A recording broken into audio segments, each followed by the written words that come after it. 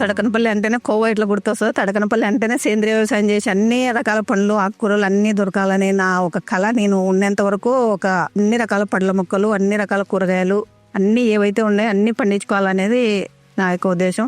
అందుకనే మొదలు పెట్టిన కొద్దిగా ఎక్కడైతే ఖాళీ భూమి ఉందో అక్కడంతా ఇది వేసుకోవడం జరుగుతుంది.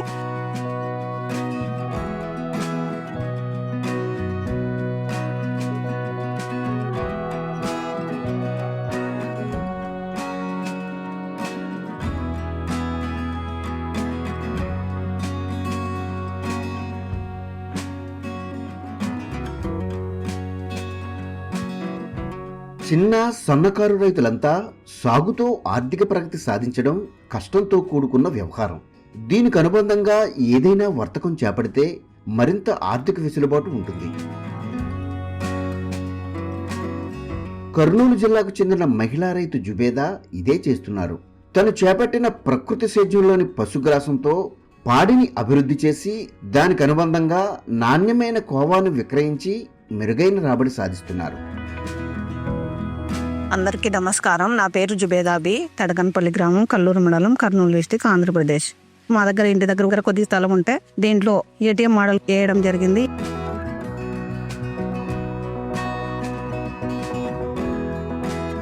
ఏటీఎం మోడల్ వేయడానికి ఫస్ట్ దున్ని పాసుకొని ఇదంతా మల్లు చేసుకోవడం జరిగింది. దీంట్లో ఆకుకూరలు, గోంగూరలు 2 రకాలు, పాలకూర, మెంతంకూర, చుక్కకూర, కొత్తిమీర, పుదీనా, ఇవి ఒక 5-6 రకాలు ఆకుకూరలు వేసుకోవడం జరిగింది. అట్లే కూరగాయలు టమాటా, బెండ, మిరప, చిక్కుడు, గోరుచిక్కుడు, క్యాబేజీ ఇవన్నీ వేయడం జరిగింది. మళ్ళీ తీగ జాతివి బీర, దోస, కాకర, సోర ఈ రకాలు వేసుకోవడం జరిగింది. అలాగే దీంట్లో అక్కడక్కడ బంతి కూడా నాటడం జరిగింది. దడ్డ జాతివి క్యారెట్, బీట్రూట్, పసుపు నాటడం జరిగింది. ఇవి అయిన తర్వాత దీంట్లో అక్కడక్కడ మునగ కూడా నాటడం జరిగింది. ఈ మునగ ఆకు తినడం వల్ల మనం ఆరోగ్యంగా ఉంటాం అనే దాన్ని బట్టి నేను ఎక్కువ శాతం మునగ ప్రిపేర్ చేసుకోవడం జరుగుతుంది. ఇప్పుడు బార్డర్ కాపుగా జొన్న వేయడం జరిగింది.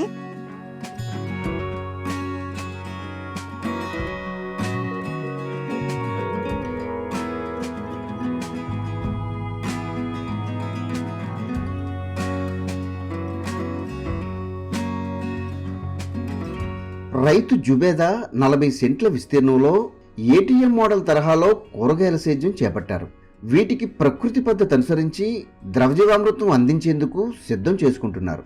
అదేవిధంగా ముందు జాగ్రత్తగా తెగుళ్లు ఆశించకుండా బ్రహ్మాస్త్రం పిచికారీ చేసుకుంటున్నారు.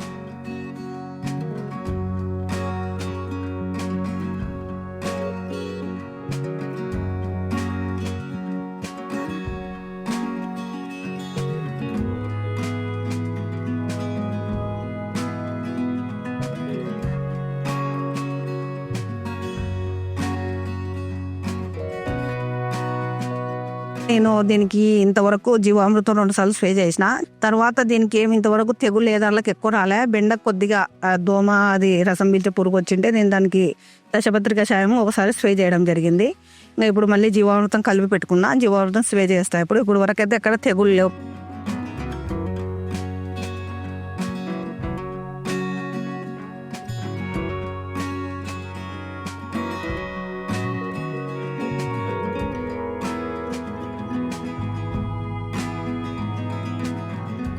ఈ విధంగా సార్వత్రిక సూత్రాలు అనుసరించడం వల్ల పంటలు ఏపుగా పెరుగుతున్నాయి.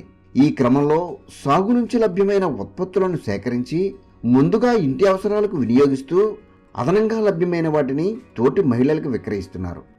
మా కుటుంబాలు ఒక 10 కుటుంబాలు ఉన్నాయి. మా అక్క వాళ్ళు, మా అక్క కూతుర్లు, మా అన్న కూతుర్లు, మా కుటుంబాలకు అయ్యి కదమది 8వ ఆఫీస్ కాడ కూడా స్టాల్ పెట్టడం జరుగుతుంది ప్రతి సోమవారం.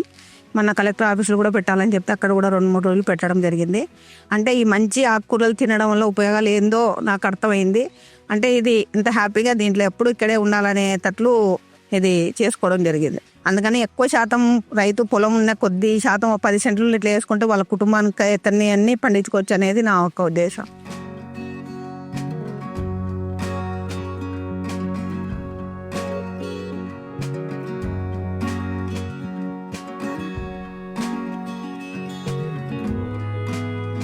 అంటే నాకు సేంద్రీయ వ్యవసాయం అంటే చాలా ఇష్టం. ఫస్ట్ నేను వేసి తర్వాత చెప్పాలని, అందుకనే మళ్ళీ ఇప్పుడు మొదలు పెట్టడం జరిగింది.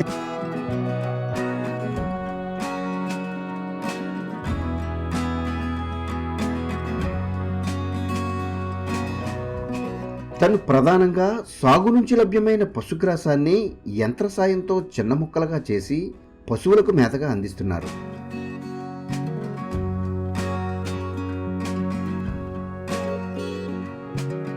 మా షెడ్లో ఆవు ఉంది. ఆవు పేడ, ఆవు మూత్రంతోనే ఇది చేసుకోవడం జరుగుతుంది.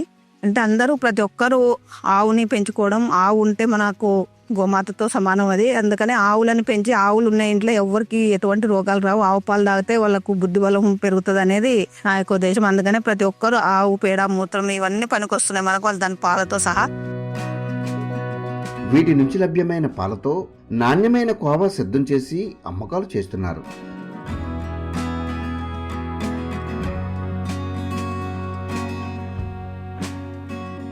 నేను ఇప్పుడు గిర్రె ఆవులు కూడా తేవాలనేది నా ఒక ఉద్దేశం. అంటే మంచి పాలతో కోవ చేయాలని.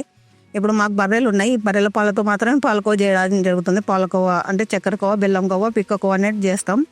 దీన్ని ఇంకా ఎక్కువ శాతం మేము కోవ చేసి, ఇది ప్రభుత్వ పరంగా మాకు అన్ని సపోర్ట్లు చేస్తూ ఉంటారు. మా పీడీ సార్ అయితే, మా డిపిఎంలు, ఏపీఎంలు అంతా మాకు ఎక్కువ శాతం కోవని మేము కొద్దిగా స్థాయిలో చేసేవాళ్ళం. ఈరోజు దాదాపు 2000-3000 లీటర్లు పాలకోవ తయారు చేసే స్థాయికి మా గ్రామంలో ఉన్నాం. ఇంకా ఎక్కువ శాతం చేసి దాన్ని ఎక్కువ మార్కెటింగ్ చేయాలనేది మా యొక్క ఉద్దేశం. ఈ విధంగా సాగు నుంచే కాకుండా వాటి అనుబంధ రంగాలను సైతం అభివృద్ధి చేసి అన్ని విధాలా లాభపడుతున్నారు.